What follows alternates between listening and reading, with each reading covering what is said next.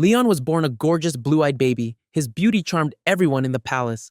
The boy had not only an unusual appearance, he was the heir to an ancient royal bloodline. All the nobility and royal court were thrilled with the newborn. He seemed so lively and sharp to those around him. Already a bit older, Leon started being surrounded by guards everywhere. The best warriors protected the prince. Understanding his power and impunity, Leon began becoming arrogant, cruel, domineering, and vindictive. For the slightest offense or blunder, he ordered the guards to carry out brutal reprisals against the offender. A few years later, Leon became a teenager, and one day a strange stranger came to the audience. His face was hidden by a hood, and as a gift he presented the young man with a mysterious book. Intemperance and capriciousness had already changed the prince's appearance. From a beautiful boy, he had turned into a fat slob. However, the book interested Leon, and the sly guest with a charming smile told the prince about the wonderful tome. He called it by the mysterious word grimoire and assured that with its help one could summon demons. Leon listened to the unusual guest mesmerized, and his eyes filled with greed and thirst for power. Leon, with his characteristic arrogance, addressed the stranger and threatened that royal law severely punishes all sorcerers. Smiling cunningly, the guest assured that he didn't steal the book, saying that the method of obtaining it didn't matter, and only mattered that he, Kang Solo, brings it as a gift to the most worthy of the living. The mercenary prince, responding to Kang Solo, promised to reward him as no mortal had yet been rewarded if he managed to use the power of the book and summon demons into our world. The prince summed up that when he makes a contract with demons, he would undoubtedly gain power, with which he would become invincible. Meanwhile, the prince's brain painted colorful pictures, summoning otherworldly forces to help. He could unleash a war unlike any before and personally stand at the head of an invincible army. Leon's thoughts were interrupted by the sound of breaking dishes and liquid spilling on the floor. Turning toward the sound, Leon found a frightened maid cowering in the corner. The girl covered herself with a tray like a shield and trembled as if in a hurricane wind. A moment and the maid fell prostrate, showering apologies, hiding her face in the floor and covering her head with her hands. She looked completely helpless, which caused even more anger in bloodthirsty Leon. Without thinking twice, he swung his saber and cut the unfortunate woman in half. It was necessary to prevent this fool from blabbing the content of the conversation with Kang, the prince reasoned. Now, nothing distracted Leon. Finally, he could get down to business. Summoning demons requires concentration. They must obey, and the contract must be concluded on favorable terms. Concentrating and settling in comfortably, the prince discovered that the book's pages were completely empty. Leon began spewing endless curses. What curses didn't rain down on Kang Solo's head? In an instant, he fell silent, his face twisted in a grimace of bewilderment, and the mysterious grimoire soared into the air and levitated under the ceiling.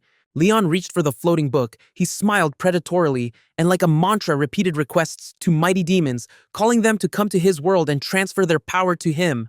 But suddenly his mouth seized with a spasm. Pain pierced his entire body. Blood oozed from his hands, stomach, shoulders. Leon was enveloped in horror, consciousness clouded. A split second and he crashed to the floor. His fat body sprawled in an unnatural pose, and the magic book still hovered under the vault of the palace hall. Miraculously, Leon's body no longer belonged to him. It was occupied by a completely different entity, and it was very surprised by what was happening, genuinely bewildered how sweat could roll down his skin like hail. Bringing his hands to his face, the entity felt disgust. What pathetic limbs, and how could I, the king of demons, end up in this pathetic carcass, responding to the call of a despicable mortal out of banal curiosity, so thought Afalar. Examining his new guise in the mirror, the mighty lord of dark forces was increasingly amazed by the imperfection and inferiority of mortals. But even more, he wondered how he could become a simple executor of the contract. Turns out, the summoner died at the moment of making the deal. What a sorcerer! What kind of vessel can come from such a weakling? Although he's still offspring of the royal family and the goddess of the sea herself patronized him, Afalar continued to think feverishly. Afalar's thoughts were as fast as they were chaotic. He was confused by the lout who choked on his own blood, a death unworthy of his pedigree. How disgusting this is! But however pathetic Leon was, Afalar, as the executor of the contract, must remain in the summoner's body until the contract conditions are fulfilled, and the deceased wished nothing less than to endow him with divine power and make him lord of all things. Forced not just to be in Leon's body, but also not to be exposed, Afalar began getting acquainted with Leon's personality and habits. He started, of course, with an abundant meal. Feeling disgust for the bloated body, Afalar ordered to immediately remove all dishes from the table, which brought complete bewilderment to the royal steward and numerous servants. The king of demons had to do something, because existing in this fattened barrel was absolutely impossible. Of course, using magic would be easiest, but the contract conditions allow doing this only to achieve the summoner's goals. Besides, magical weight loss would reveal Afalar's otherworldly essence. Confused in the situation, he decided to summon an assistant and advisor. Besides, together would be more fun, the demon reasoned. Tiltalion would make an excellent companion, Afalar decided, summoning the monstrous demon dragon. Tiltalion, in turn, transformed into a cute, seemingly decorative little dragon. The touching creature looked at Afalar in Leon's guise with such a gaze as if ready to follow him to the ends of the earth. But then the pet's eyes flashed with hellish fire. His thoughts were swift, interesting. Who dares to summon a demon dragon into the world of mortals? This insolent one will pay dearly for his stupid mistake, Till thought. At this moment, he unexpectedly saw something familiar and ominous in the prince's gaze. Till fluttered around Afalar on tiny wings and bombarded the lord with questions. He was interested in literally everything: how the master got here, who had enough courage to make such a summons, and for what great mission he took such a risk. Afalar shared the story of his arrival in the mortal world. Til Talion was one of the most shrewd demons. He quickly got oriented in the situation and understood that only complete fulfillment of the contract conditions would allow him to get out of his new pathetic little body. Till looked with contempt at Afalar's new guise. The demon dragon wondered how this vile mortal managed to make 2 whole wishes and how the Lord intended to implement them, being so deficient. Afalar grinned, but still calmly informed Till that the first thing he was going to do was lose weight and only then proceed to implement the ambitious Leon's grandiose plans. The Lord ordered him to find out how mortals lose weight. The question put Till in difficulty. He couldn't suggest anything original, mentioning only that the heir to the royal throne should be a skilled swordsman and educated person, so it's worth devoting a lot of time to these 2 activities. Afalar ordered that Till also take on solving the issue of feeding his new body, and he himself should also select a more suitable human vessel. Suddenly, Afalar called Till to silence, proceeded along the wall, and hid. A servant entered the room. The demon, as if making an ambush attack, unexpectedly threw his hand on the servant's shoulder, scaring the poor guy to death. Understanding who was before him, he immediately fell to his knees before the ruler and bowed his head. Afalar began a conversation with the servant, and suddenly, unexpectedly, asked what his name was. Leon didn't allow servants to have names, usually addressing them with various insulting words, so the king's question put the unfortunate man in a stupor. But the king no longer needed an answer. He decided that the servant would have a new name, Till. The clever dragon immediately understood the hint from the Lord of Demons. Taking his true form, he absorbed the servant's personality, thereby taking on his appearance. Already the next morning, Afalar and Til Taleon proceeded on the usual royal business in their new bodies. Til hadn't quite gotten used to the new image yet, lost concentration, and his tail materialized for a moment, at which Afalar measured him with such a look that he immediately concentrated and didn't allow such blunders anymore. The groom brought our heroes a beautiful white stallion, offering his master to ride to the destination on horseback.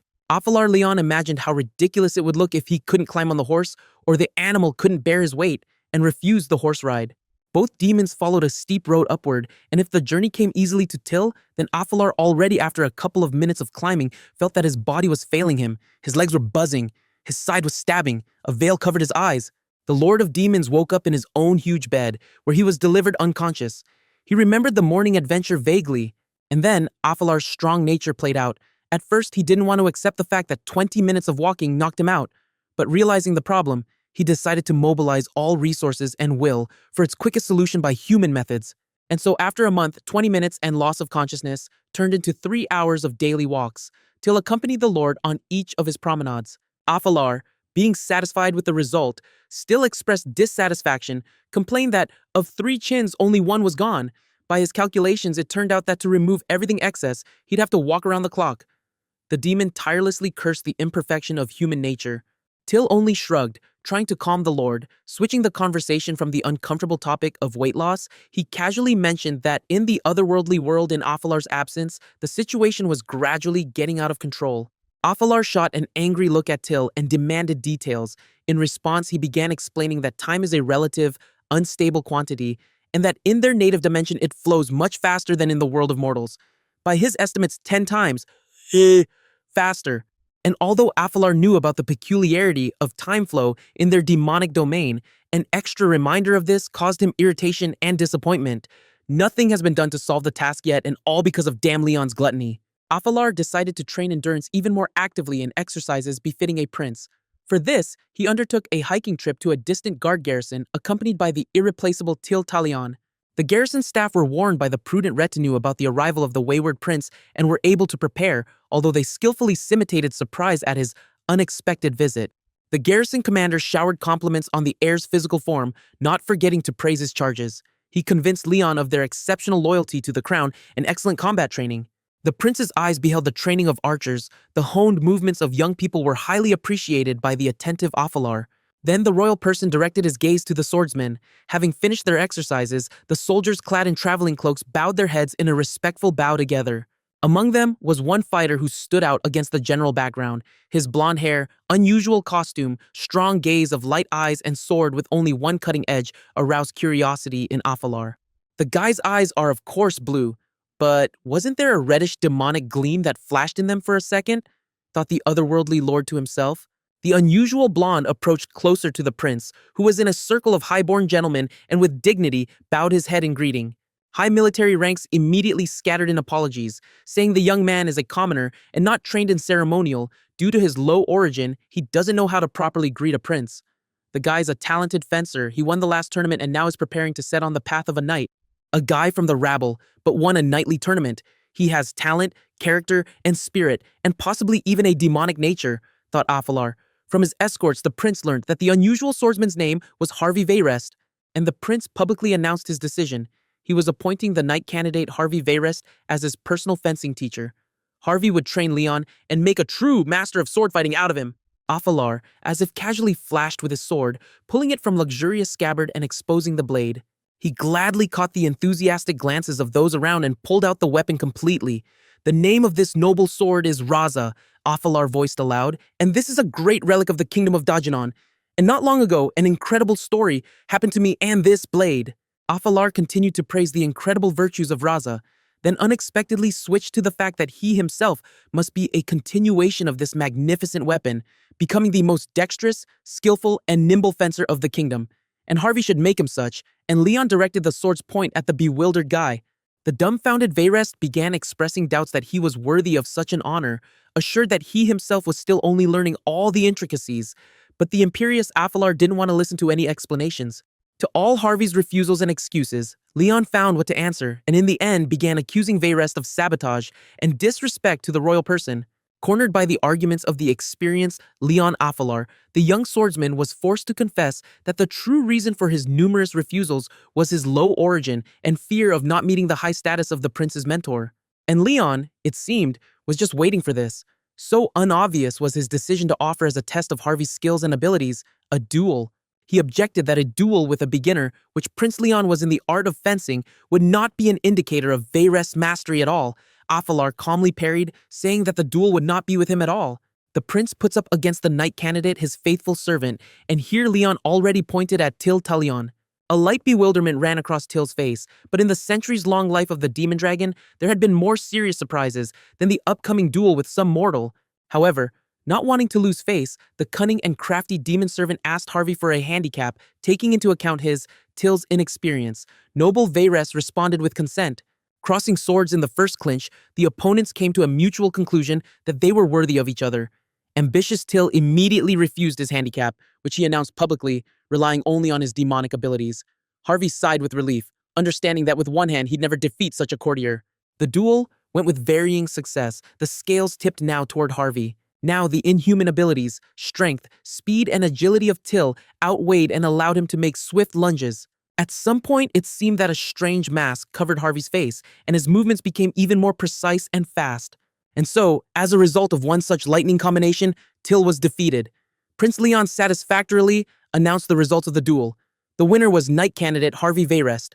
After the duel, Til didn't feel his best. His entire mortal body ached, and his immortal soul was somewhat oppressed by the defeat, although he perfectly understood that precisely such an outcome, moreover, in fierce struggle, was needed by his almighty lord. All these thoughts visited Til's head during the return walk.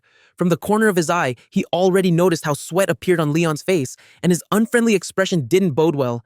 The exhausted prince sank to the ground, irritated by fatigue. He wanted to poke Til with the fact of his defeat to a mortal, but by the sly grimace understood that the demon dragon had read his master's wishes and deliberately yielded in the duel to Harvey. Till said that he fully shared Afalar's high opinion of Harvey's abilities. However, he's just a human, albeit a very capable one, or interesting. Did the Lord notice the mysterious mask that materialized on Vayrest's face for a split second? Talion pondered.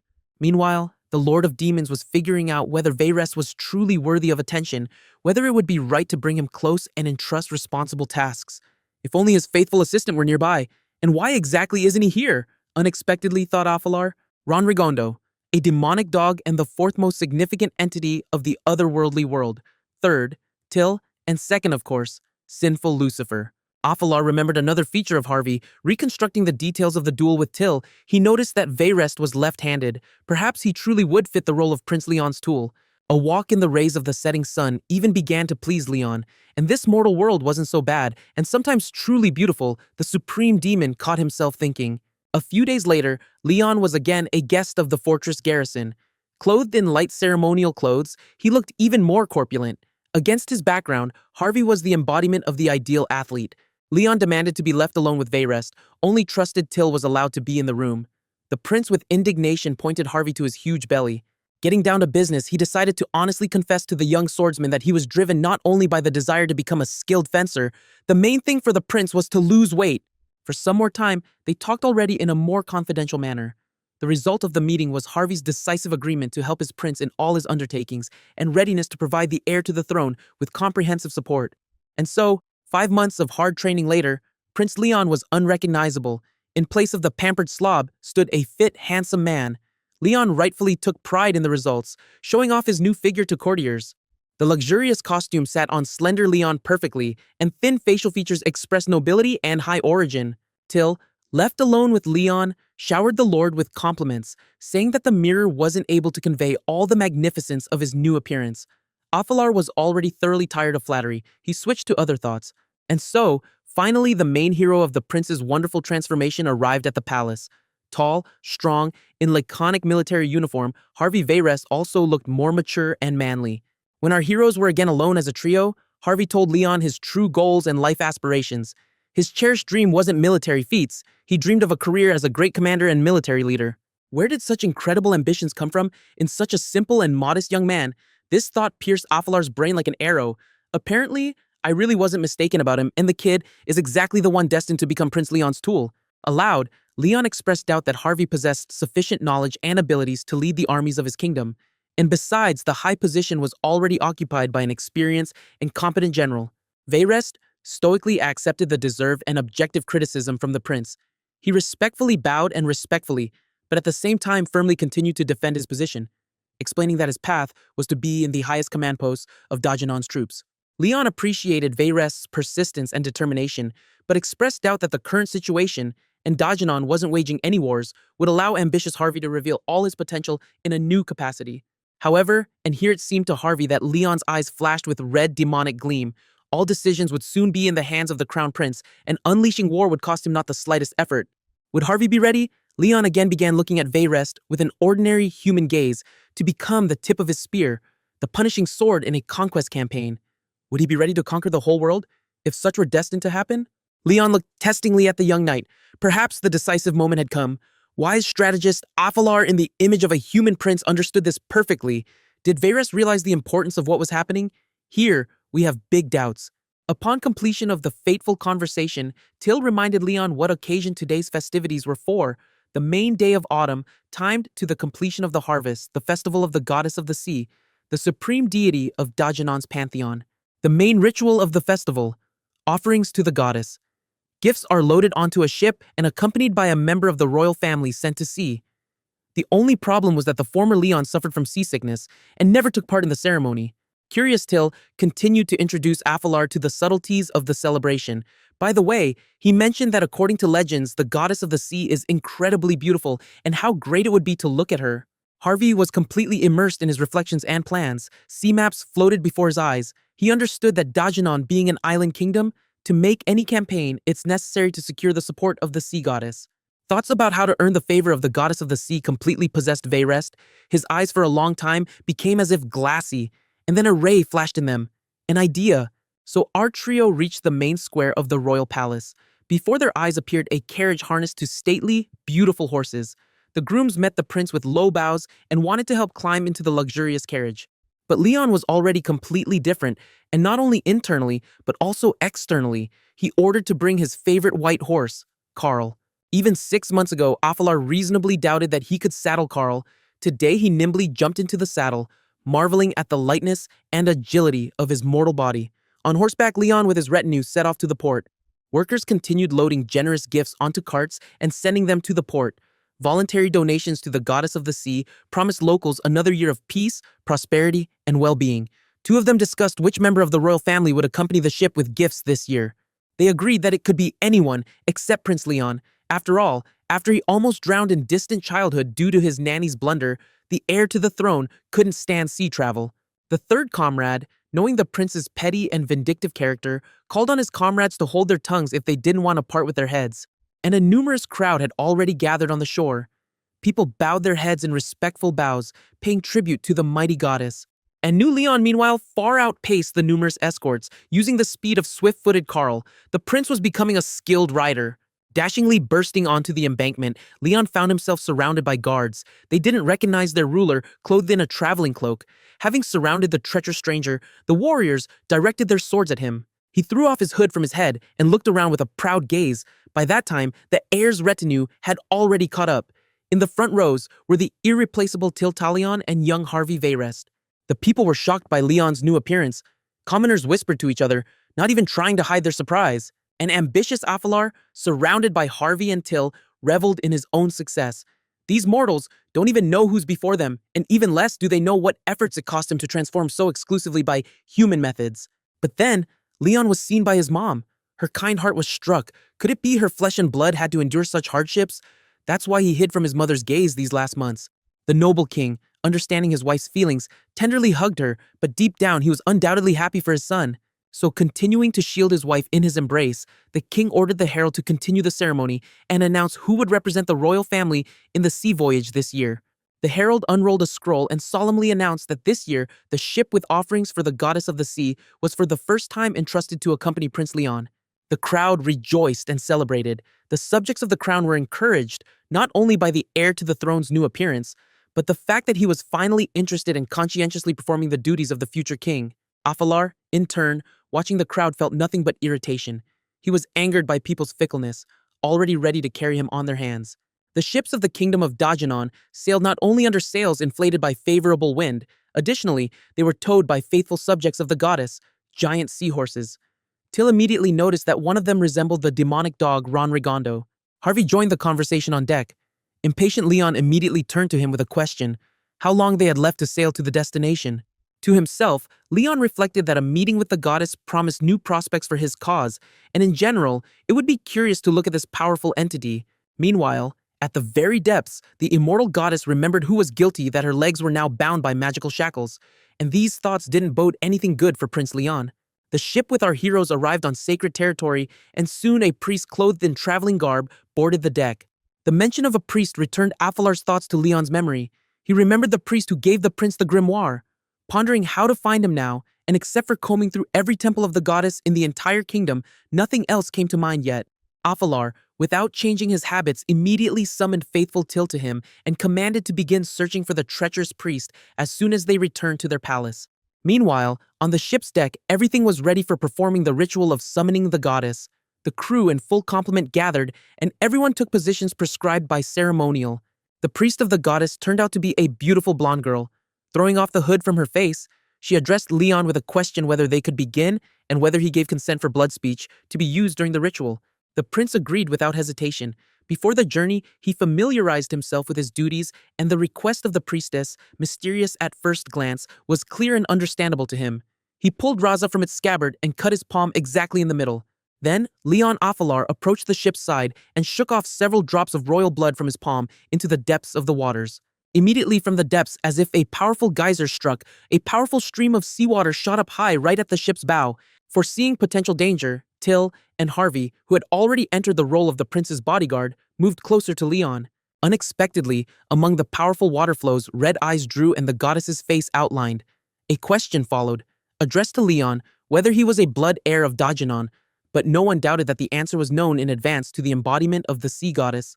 Brave Harvey, meanwhile, once again confirmed his loyalty to Leon. Drawing his sword, he decisively rushed to defend the prince. The rest of the crew members fell prostrate, bowing their heads to the very deck and afraid to move. The priestess ecstatically read prayers standing on her knees. Unexpectedly, a huge hand appeared from the water stream. It roughly grabbed Leon, but not a single muscle twitched on his face. Another moment, and he was already at tremendous speed plunging into the depths, still being clamped in the giant fist of a bizarre sea monster. And now Leon is being drilled by red eyes. The underwater creature begins its story. We learn that it has lived on the bottom for more than 2,000 years, and Leon, neglecting obligations taken on by the royal family, for 15 years didn't appear before the eyes of the sea goddess. They demonstrate golden shackles to Leon and reveal the incredible secret of the goddess of the sea. It turns out that she's in captivity here, and the Lord of Heaven doomed her to this unenviable fate. Leon remembered the legend of magic rings. After all, they really do bind sinners and cast them down from heaven to earth. However shocking this was, but before Leon was not the sea goddess at all, he had captured a celestial fox, and now she was accusing Leon of violating the agreement concluded between her and the royal dynasty of Daejeon. Leon skillfully seized the initiative in the conversation, began calming the celestial fox, explaining that he experienced great mental problems and now everything would be different. He would regularly visit her, fulfilling the vow given by his ancestors. The celestial fox became noticeably friendlier, but continued stubbornly reminding about the essence of the agreement. In exchange for her protection, visits by the kings of Daejeon to her must be regular. She clearly felt the inhuman nature of the prince. Although Afalar's essence didn't go unnoticed by the celestial fox, his diplomatic abilities tamed her anger. The supreme demon today could rightfully be proud of his actions. Now, one could safely say that the dialogue of Leon Afalar with the sea goddess celestial fox turned to a friendly tone. The fox, feeling that before her was not a human, informed Afalar of her suspicions. The Lord's eyes flashed with characteristic red gleam. Comments were unnecessary.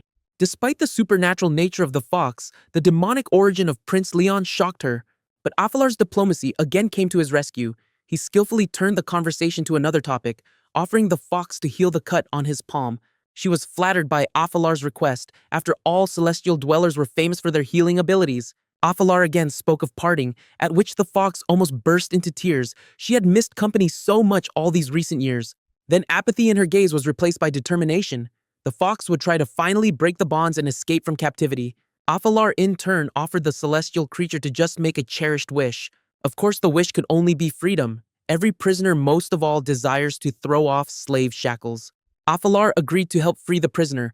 With all his demonic strength, he grabbed the ring encircling the fox's leg. The ring wouldn't yield. Having removed his hand, he saw that his palm was completely burned. If such a burn was received by the Lord of Demons, what would await an ordinary person in whose body Afalar was at the moment? But the burn didn't confuse Afalar at all. He grabbed the shackles with new strength. It was clear all around that the demon had no intention of retreating. The celestial fox was frightened. She was very worried about Afalar. It occurred to her that he was risking so much for her liberation, and they hadn't even really gotten acquainted. At this moment, the chains yielded, scattered in all directions, and the bottom around the prisoner was strewn with remains of golden shackles. The fox was beside herself with happiness. Finally, her imprisonment was over. She joyfully jumped along the sea bottom, noticing nothing around. Meanwhile, Leon's body was sprawled on the bottom. Arms and legs were lifelessly thrown to the sides. His face was twisted in a grimace of pain, and the demonic gleam of his eyes disappeared. His gaze became completely human. Leon's gaze. The fox immediately created a restorative capsule around the prince's body, a pink round-shaped object. She shot up to the surface. Now her only desire was to save Leon. Having reached the surface, the fox climbed onto the ship's deck headlong, bringing confusion to numerous passengers. The magic capsule with Leon's body was right there. The sailors were struck. Seeing the sea goddess, they froze with mouths open in amazement and with admiration gazed at the mighty creature. Harvey and Till surrounded the capsule. The celestial fox briefly told the story, omitting some details. Now it became known on the ship about the valuable contents of the mysterious sphere. Till's eyes acquired characteristic demonic coloring. He was ready to throw all his forces to help the Lord. The emotions overwhelming the demon dragon barely allowed him to contain his essence. A few moments and he was ready to transform into a monster, returning his true appearance. The rest of the crew members enthusiastically contemplated their goddess in reality at a distance of only a few meters. Superstitious and religious, they bowed before her on their knees. Meanwhile, the capsule shot up high and began slowly dissolving in the air. The surrounding gazes opened to the body of the prince, being unconscious. However, his peaceful facial expression and absence of serious injuries inspired optimism. Harvey was faster than others to be near the heir to the throne. He anxiously bent over his lord. Having made sure that Leon was breathing, he didn't delay in delivering the good news to everyone around. A sigh of relief swept across the deck. The women led by the priestess of the sea goddess didn't hide their emotions. Many of them, having gotten better acquainted with the new Leon, had already managed to love the young heir. The sea fox still looked at the prince's body with some apprehension. These same feelings were transmitted to Harvey, who didn't move away from Leon for a second. The celestial fox blessed Leon to rule Dajanon, and promised to open any sea route he desired. His very name would be the pledge of her promise. The fox's name was Sanara. A few days later, Leon was already in his own bed and recovering from the excessive load for his human form. Having regained consciousness, Leon felt unwell. His head was splitting, his whole body ached, and treacherous nausea approached his throat. Soon, Till was at Afalar's bedside. He got worried and offered to call a healer to the sick man's chambers. Leon decisively refused and told Till the incredible story of the sea goddess, who turned out to be the celestial fox Sanara, imprisoned at the bottom of the ocean by the celestial ruler. Having heard about angelic shackles, Till's fists involuntarily clenched. He began bombarding Afalar with questions and didn't stop reproaching him for recklessness. After all, his soul could have perished with Leon's death. Afalar replied that he perfectly understood the price of risk, but in no case wanted to yield to the celestial ruler, even at the cost of losing the immortality of his demonic soul. The supreme demon still felt bad. Sweat streamed down Leon's face like hail. Fortunately, his body had already undergone a wonderful transformation, becoming much more resilient. Till didn't share the Lord's reckless behavior, but accepted his will, although nerves again betrayed the demon dragon and wings traitorously materialized on his back. The next day, a crowd of people gathered under the royal palace, greeting Leon and the contract he concluded on behalf of the kingdom with the sea goddess. Leon at this moment was thinking about Sanara and the agreement they made, curious that none of those gathered understood the true meaning of their agreement. Soon, Harvey arrived at court with congratulations. He had already finally gotten into the role of bodyguard of the heir of Dajanon. The king, joining the company of young people, also showered Leon with congratulations and announced a reception planned for the evening. A huge number of guests were accepted by the king's summer residence. Fun and dancing continued until late at night. Leon was constantly in the center of attention, and this thoroughly tired him. At the end of the ball, he barely made it to his chambers and collapsed unconscious on the bed. Being at the pinnacle of events is so exhausting when you're in a human body, thought Afalar. Till, as usual before bed, appeared to the Lord. They discussed the day's events, but their conversation was interrupted by a strange noise. Till's eyes immediately reacted to what was happening, acquiring demonic coloring. But the demon's excitement was in vain. They were presented with not at all a dangerous, but rather a touching picture. Sanara sat on the bedroom windowsill. How did she find him? Thought Afalar. The fox, as if reading his thoughts, immediately gave an explanation. The contract allowed her to determine the prince's location at any moment in time. Moreover, when she was saving Leon, she marked him with a celestial magic brand. Striking irony, considering that under Leon's guise hid the supreme demon. Leon pondered whether this would weaken his demonic essence, and whether events of recent times hadn't made him too human. And here, as luck would have it, Sanara began asking to stay with him, making such an expression of a sly muzzle that even a demon couldn't refuse to fulfill her request. The little fox immediately jumped into her new friend's arms and tried to lick him with her tongue. From the outside, it seemed as if a person was playing with their pet. After all the adventures of the past day, Afalar slept until midday. Sanara cozily settled on his bed, curled up in a ball near the Lord of Demons. By the very awakening of Afalar in the bedroom appeared Tiltaleon. He carried a soft pillow on which rested a mysterious object, a chain with an unusual pendant in the middle. The intricate pendant on the chain of unusual weaving represented, although an effective, but, at the same time, quite extravagant spectacle. A few deft movements by Afalar and the amulet on an elegant chain adorned Sanara's neck, and so successfully, as if it had always been there. The demon clarified, saying that if Sanara wanted to stay with him, under no circumstances should she part with the amulet. This was a sign of her belonging to Leon. Afalar was so convincing that Sanara, who didn't particularly like the new thing, didn't dare object, especially since Till listened to the Lord with a very serious look. The celestial fox was so attached to Leon Afalar that she was forced to accept any conditions of the Lord of Demons. But Till literally gnashed his teeth watching this scene. A celestial creature became the domestic animal of the Lord of Demons in a human prince's body. What could go wrong, he thought. Meanwhile, Afalar again thought about the course of events in the demonic world, and although Roy Rigondo was watching over the situation, the supreme demon was uneasy. Leon began often appearing in public in the company of the celestial fox. Such a companion elevated the prince in the eyes of others. The celestial creature symbolized the favor of higher powers. Court ladies were delighted seeing in the prince an attractive and romantic nature, since such a pure and mighty creature favored him with its constant presence. Others, more familiar with the real state of affairs, believed that the celestial fox was a gift from the sea goddess in support of the deal with the prince. One way or another, but the fact of their friendship raised Leon's authority. Sanara enjoyed court life, beautiful outfits, magnificent receptions, fun festivities, attention. All this amused her elevated nature, especially after long years of isolation. One day, Till unexpectedly joined them, reporting to the Lord about the arrival at the palace of a delegation of foreign envoys. Sanara, showing enviable awareness, explained that the guests represented the state of Durmas, where the ruler had recently changed, and now the new Tsar was awaiting coronation. Till continued sharing information with Afalar, told that the Tsar, according to rumors, won the right to the throne by killing all his closest relatives. Afalar became interested in the power-hungry personality of the future Tsar of Durmas and showed a keen desire to meet with the delegation of envoys. Everyone went to the reception hall. The king himself familiarized himself, then read the envoy's petition. It was an official invitation to the coronation of the Tsar of Durmas to the royal house of Dajinon. Observing diplomatic protocol, the envoys, after handing the official document to the ruler, bowed in a respectful bow, humbly awaiting an answer, which didn't keep itself waiting long, deciding that it was necessary to strike while the iron is hot. And while Leon's interest in the heir's life was great, it would be very useful to lay the diplomatic mission on him. The king's decision even threw the envoys into a sweat. News of Leon's miraculous transformation hadn't yet reached distant Durmas. There he was, still considered an infantile slob. When before them appeared a fit, elegant Leon, holding himself with truly royal dignity, the foreign guests were shocked. They, in the same kneeling positions, greeted the prince, who replaced his father as the official representative of the ruling family of Dajinon at the audience. And already in a private setting, Leon shared with the envoys knowledge about their state, assuring that he had heard of Durmas, glorious for its organized army and many courageous warriors. The prince literally radiated self-confidence and his own strength. The upcoming visit to the capital of warlike neighbors didn't worry him at all. On the contrary, he joyfully awaited the cherished hour.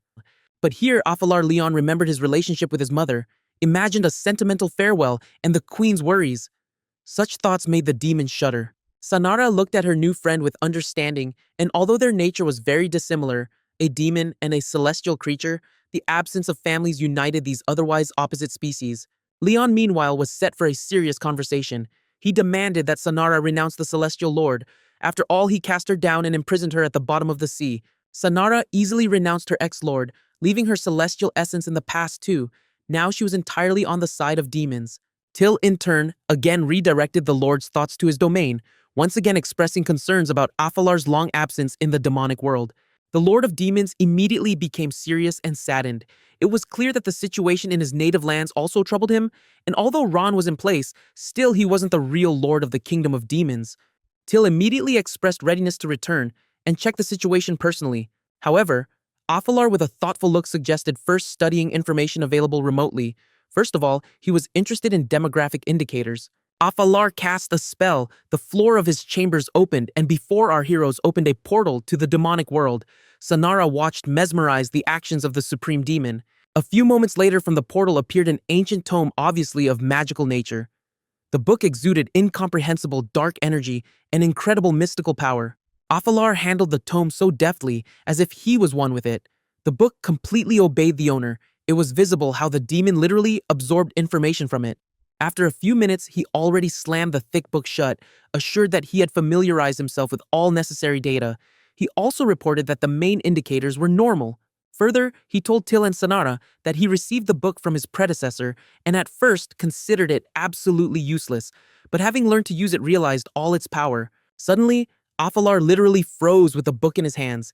He looked at the cover with an absent gaze. It was clear that his thoughts were somewhere very far away. Then, coming out of the stupor, Afalar opened the book and began, at first glance chaotically leafing through it in search of the information he needed. Having set the book aside, Afalar cast a spell that caused changes in the space around the Lord of Demons. He was very concentrated. It was noticeable that the action took a lot of strength. And now, already in his hands materialized a new book. The cover was an exact copy of the previous one, only made in a different color, and the contents were so far known only to Afalar. But he shared the secret of the new tome with Sanara and Till. The dark book contained information about deals with demons, and the light one about Afalar's relationships with creatures of different nature. The Lord of Demons amazed Sanara by reporting that the light book contained so far only one entry, and this entry was the contract concluded between them. Till solemnly opened the book before the fox so that she could see with her own eyes the truthfulness of Afalar's words. The demon dragon's activity didn't fade, and he interestedly addressed Afalar with a proposal to come up with a suitable name for the new magic book. The Lord of Demons pondered. There exists a book of accounting of celestial beings, and of course, a demonic one. We've already repeatedly mentioned it. And the new book will be named after its creator, the Book of Leon. So, with pride, Afalar named his new creation, and this book would become no less needed and powerful than the magic tomes created long before it. Soon, Leon, surrounded by associates, set off on a specially equipped ship of the royal fleet on his first diplomatic mission. The extreme surprise of the crown prince was caused by the presence on the ship of an entire detachment of armed knights. They looked like a well-trained and cohesive unit. This fact explained why the queen looked so calm before the trip, although before she was terribly worried about her son, even before the shortest and safest journey. Afalar began interrogating Harvey about what his bodyguard knew about the mysterious warriors. Afalar learned not so much. This was the Order of the Emerald, and their task was to ensure the prince's security.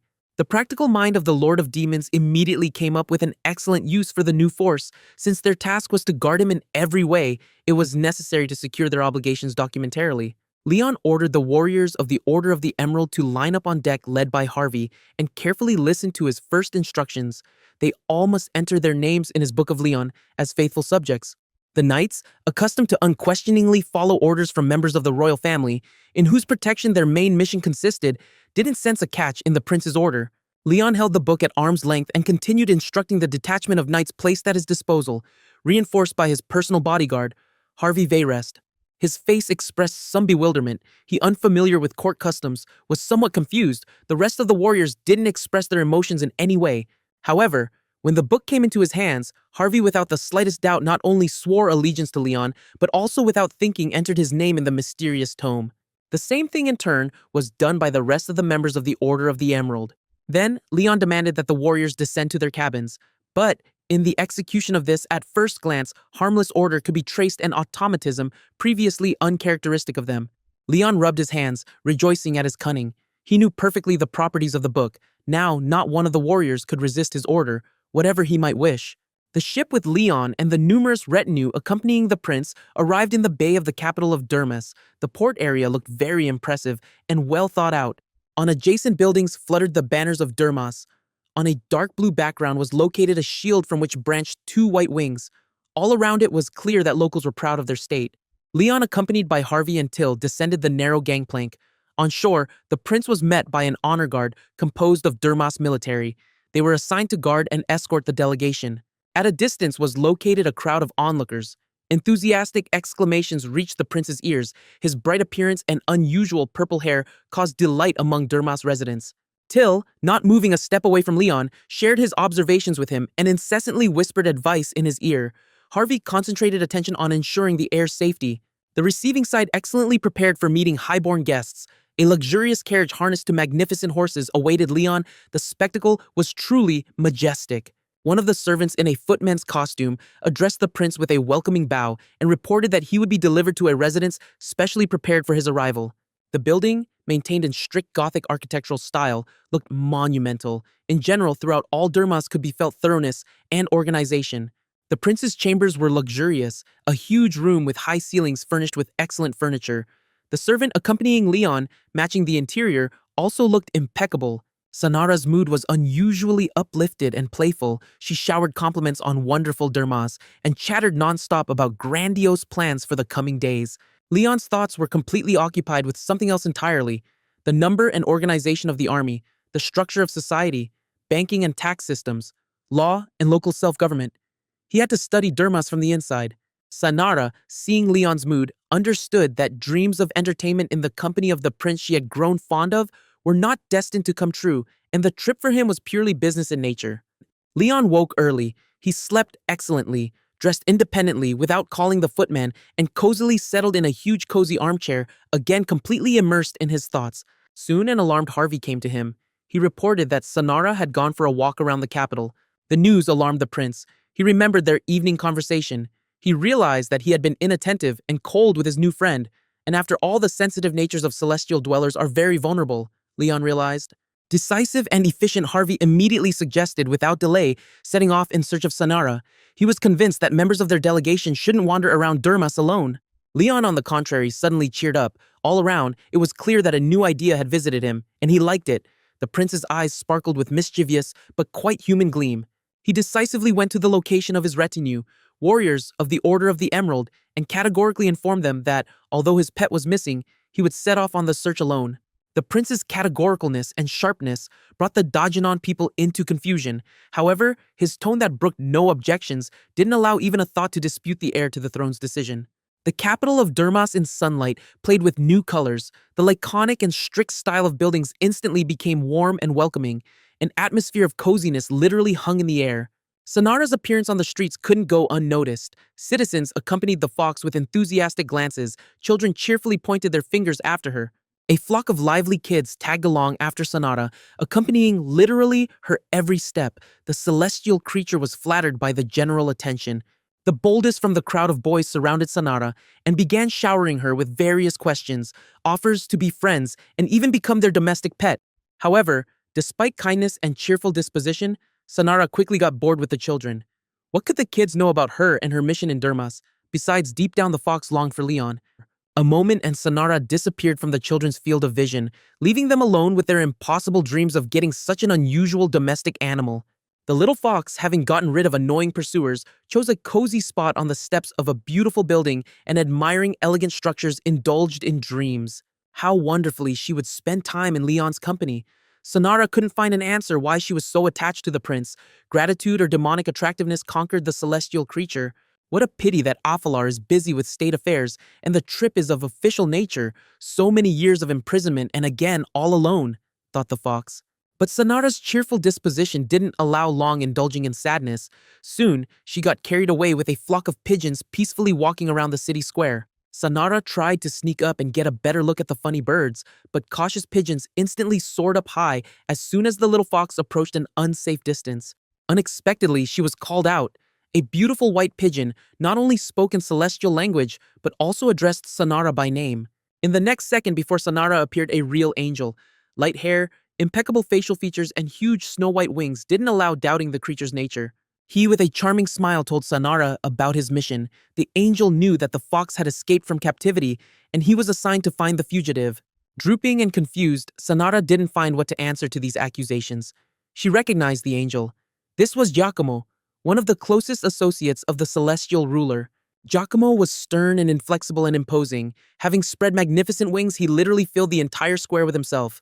A moment and he would have soared up high. Sanara, in a desperate jump, grabbed the angel's legs, not letting him rise up, for her impending catastrophe was approaching. Giacomo felt little Sanara like an unbearable burden. The power of his mighty wings, his magic were powerless against the inexplicable aura of the celestial fox. Sanara, meanwhile, continued persuading him and complaining about all the adventures she had to endure, loneliness, imprisonment, hopelessness. Giacomo, temporarily leaving attempts to take off, returned to dialogue with the celestial fox. Now he hoped to lull her vigilance, since a decisive jerk didn't work for him. Sanara continued trying to touch the angel's heart, appealed to his mercy and their 1,000-year friendship. Tears welled up in her eyes. The angel began analyzing the situation and came to the conclusion that if Sanara couldn't break the shackles for more than 2,000 years, then she escaped with the help of someone very powerful.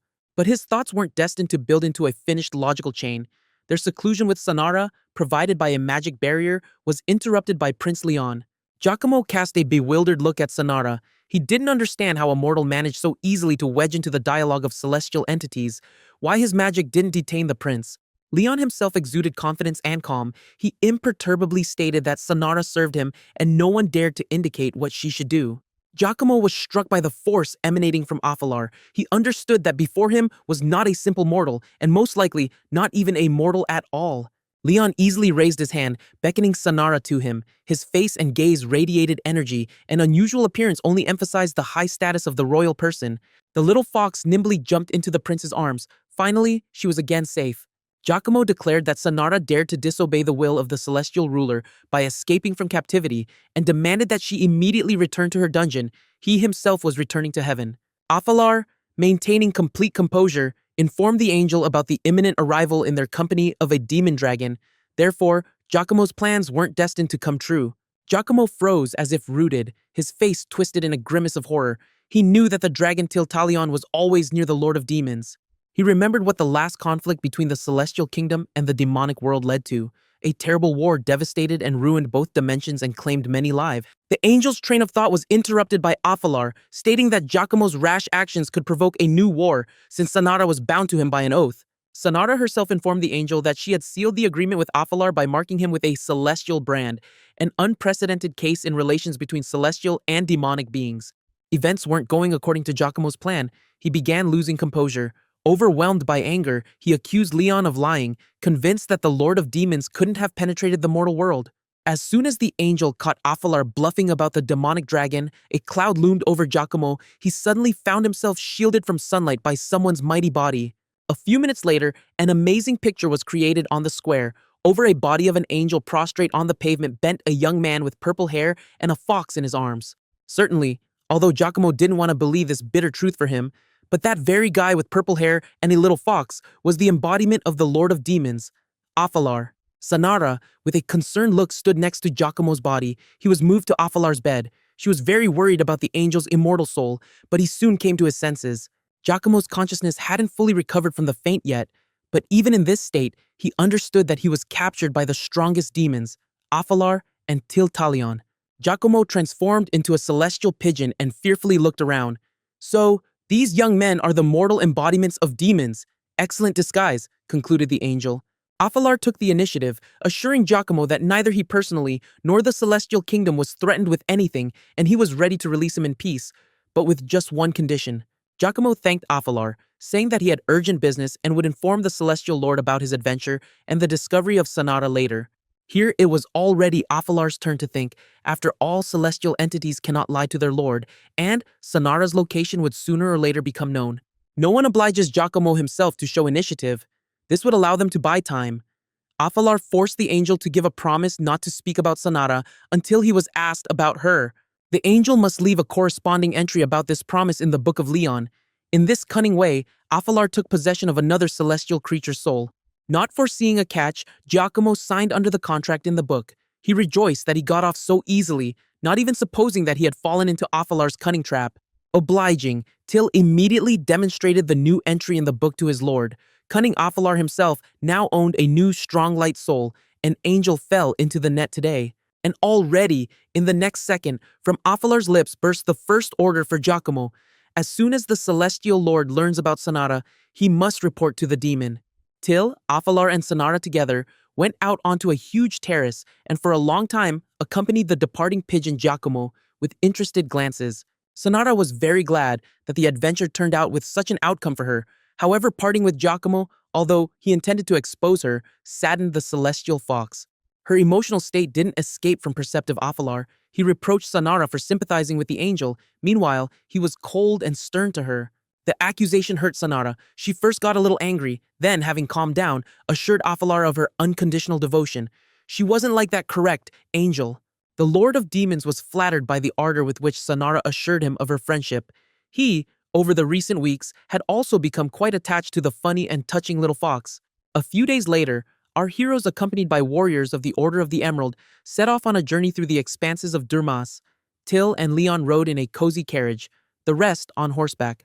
Harvey rode up to the carriage window and spoke with Afalar. He told the Lord of Demons that on the way, they would encounter a very unusual ghost bridge.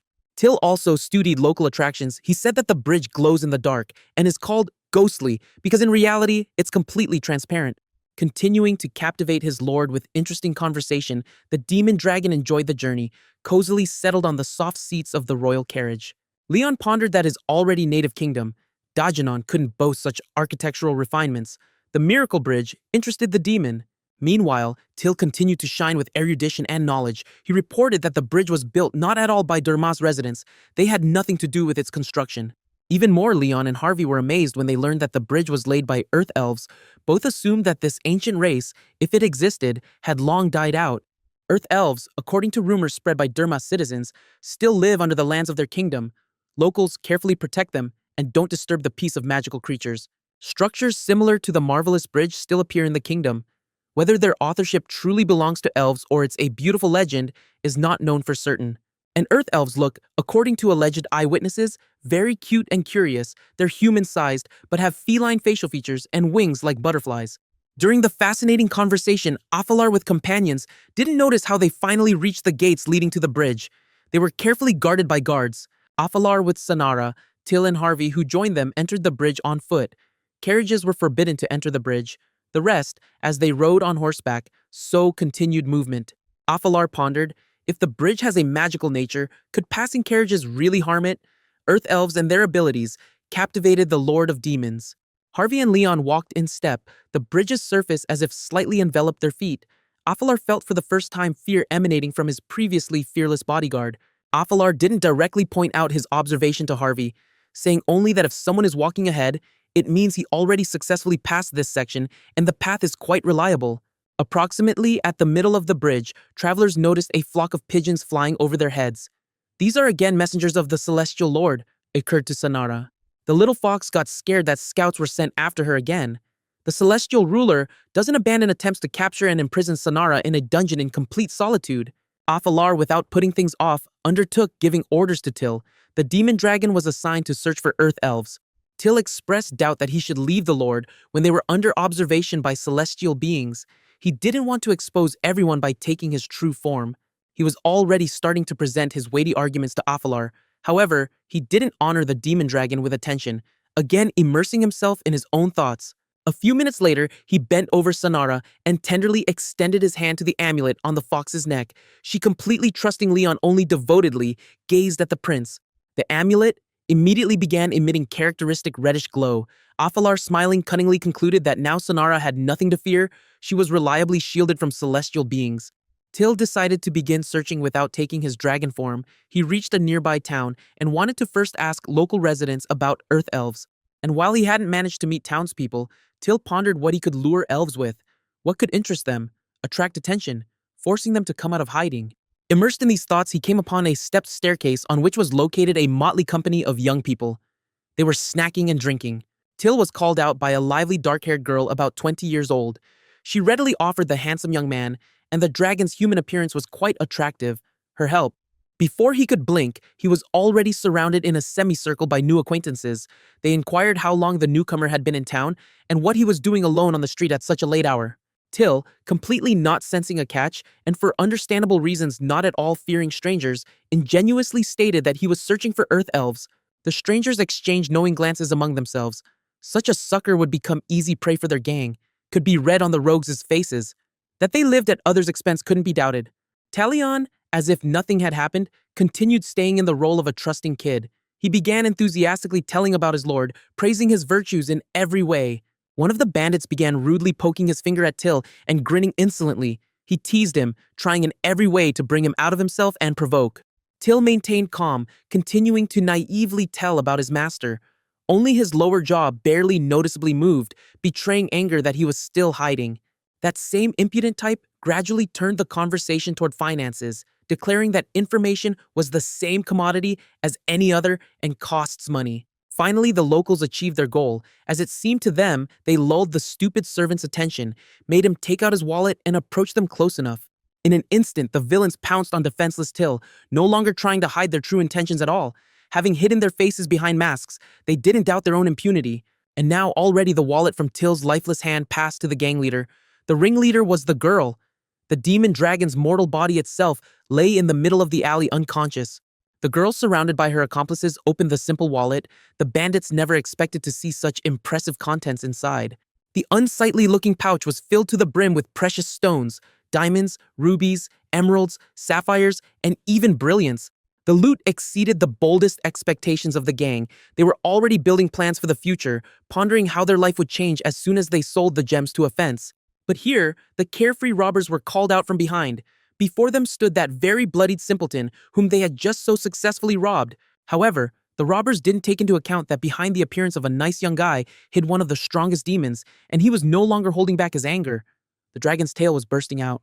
A few seconds later, the impudent girl was already enveloped and strangled like by a boa constrictor by the demon dragon's tail. The rest of the gang members suffered the same unenviable fate. Having dealt with the unlucky criminals, Till returned to human form, wiped blood from his face, and then slowly licked the stained finger.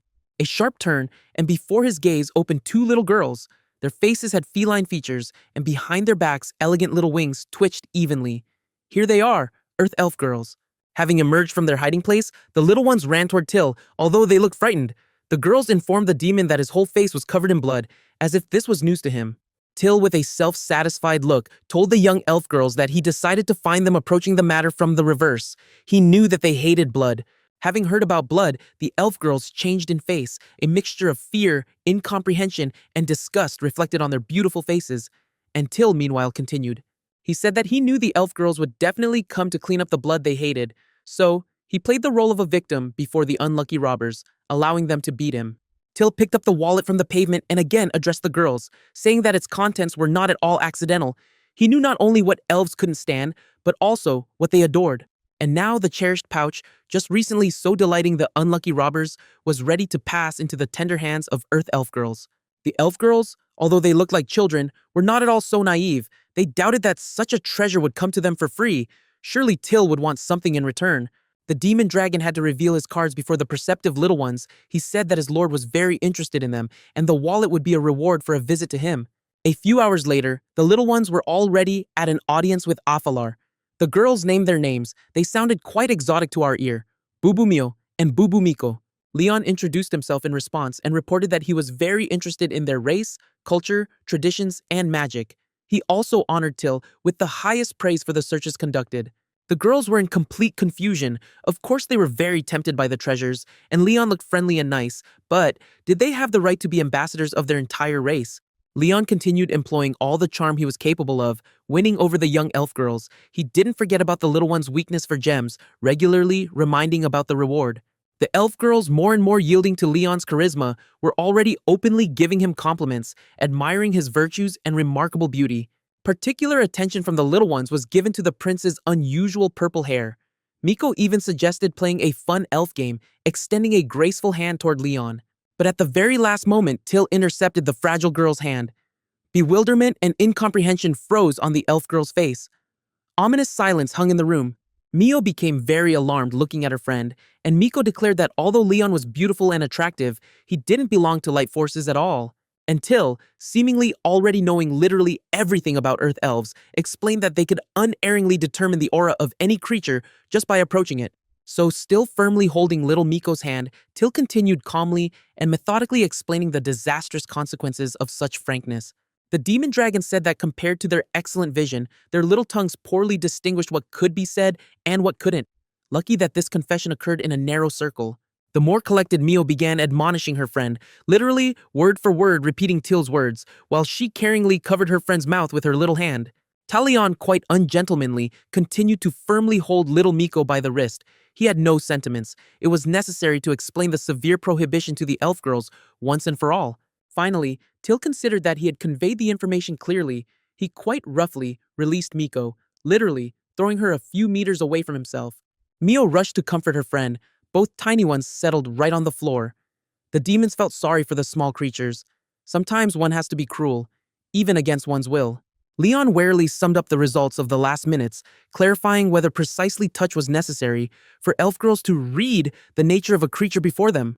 The atmosphere was finally diffused by Sanara appearing in the bedroom doorway. She entered the room carelessly yawning and evenly moving graceful paws. The intent gazes of Mio and Miko turned to the celestial little fox. They gazed at Sanara with a mixture of incomprehensible but undoubtedly bright emotions. Leon explained to his pet who was before her, and the little fox in response kindly introduced herself and playfully waved a paw to the girls. Then the unexpected happened. The tiny ones rushed to Sanara, embraced her, declaring that she looked exactly like their queen. The affectionate little fox really liked the tenderness. After the day's worries and stresses, the little elf girls slept like logs. They relaxed, Sprawled freely on the huge bed, the girls dreamed wonderful dreams. Leon also slept soundly. His pose testified that he fell asleep in calm contemplation. Soft bed, comfortable pajamas, fresh linen, the prince was surrounded by luxury. Unlike the rest, Talion stayed awake this night. He stood post and was immersed in analysis of the past day. It was especially pleasant to remember praise from demanding Afalar. Completely synchronously and unexpectedly, Mio and Miko woke up. Having exchanged understanding glances, they got up from the bed. The girls were awakened by the call of the Queen of Earth Elves. The elf girls rushed to the exit through confusing corridors of Leon's residence. They swiftly overcame meter after meter, fluttering on their graceful wings. However, vigilant Till didn't bear his watch in vain. The demon dragon blocked the path to the fugitives, stating that leaving the palace was possible only with Leon's permission. And here already the girls transformed. Their gentle faces acquired a harsh expression, and unkind lights played in their eyes. A demand to release them followed. The girls explained to Till that the queen was summoning them and they were obliged to come to the call. The demon offered to coordinate the departure with Leon, assuring that he wouldn't be against. Leon quickly recovered from sleep as soon as the night delegation burst into the bedroom. He, despite external detachment, quickly and clearly reasoned, calculating possible options. Having concluded that he should meet with the Elf Queen anyway, he considered it reasonable to play along with the tiny ones, immediately ordering to prepare for the journey. Having learned from the elf girls that they usually receive such signals only in moments of serious danger, Leon discarded all doubts and pretended to rush headlong to help. They set off on foot. Miko and Mio assured that this was the best way to reach the destination. They wouldn't need horses. The detachment also included Till, Harvey, and Sanara. Harvey, drawing level with Leon, expressed concern that they were acting very recklessly, blindly following strangers and heading straight to their location without any preparation. The hero's path was again blocked by the ghost bridge. Till, Afalar, and Sanara rejoiced that they would have to use this wonderful structure once more. Harvey trusted elf architecture less. It turned out that, to Vayrest's delight, they had to pass not over but under the bridge. The elf girls showed the rest a quick and easy descent into the gorge. Soon the companions found themselves at the lower supports of the bridge. Here, everyone discovered a huge magic mark. Several dozen meters in diameter, it divided the detachment into parts. Mio and Miko positioned themselves opposite each other along the circle. The rest remained closer to the center. It immediately became clear to Leon that the mysterious mark created a magic barrier hiding from the eyes of the uninitiated, the dwelling of the Elf Queen. And now, already from the bottom of the gorge, a view of the Elf Queen's palace opened to the heroes. For those who were inside the magic mark, the castle was perfectly visible. The concealing charms dissipated. To the natural question of how to climb up now, Mio imperturbably answered that the Elf Queen grants wings to all her guests. Such a prospect appealed to Harvey even less than traveling over the magic bridge. He completely didn't trust elf charms. However, after just a couple of minutes, the role of main grumbler was taken by a completely different hero. The expression, grants wings, shouldn't be understood literally. It meant that all guests would be lifted up by the elves themselves. Leon Afalar, accustomed to keeping everything under control, was that very only displeased one. His imperious nature was repugnant to such dependence. But Harvey, just a few minutes ago manifesting himself as the main skeptic, discarded distrust and enjoyed the flight. And although he was completely in the power of the elf girls, this didn't trouble him at all. Similar feelings were experienced by a usually suspicious and distrustful Talion. Although flying was far from the first time for him, now he reveled in the process and rejoiced as if he was a very little dragon. And what pleasure the flight gave mischievous and playful Sanara goes without saying. She was simply in seventh heaven with happiness.